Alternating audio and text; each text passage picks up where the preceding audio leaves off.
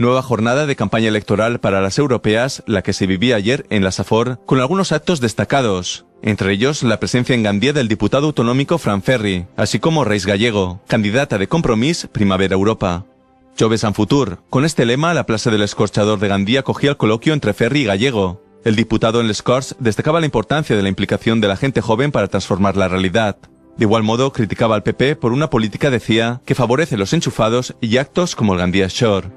Sempre es diu que les eleccions europees i les institucions europees estan molt llunyanes i nosaltres volem demostrar que no és així. Al final, físicament estan lluny, però estan lluny o no depenent dels polítics que tenim allà. I nosaltres que volem demostrar és que els polítics de Compromís, de Primavera Europea, volem estar al costat de les persones, saber les seves preocupacions de primera mà i treballar per a que senten també que les preocupacions de la ciutadania sí arriben al Parlament Europeu, que està molt allunyat físicament, però no políticament. Por su parte, Reis Gallego pedía una Europa que dé una respuesta de futuro para los jóvenes españoles, con soluciones para el drama del desempleo, con la reivindicación de 21.000 millones de euros como inversión en materia laboral, como recomienda la Organización Mundial del Trabajo.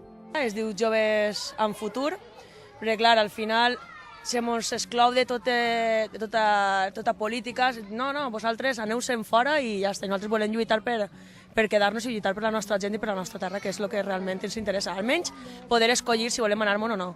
Simplement això.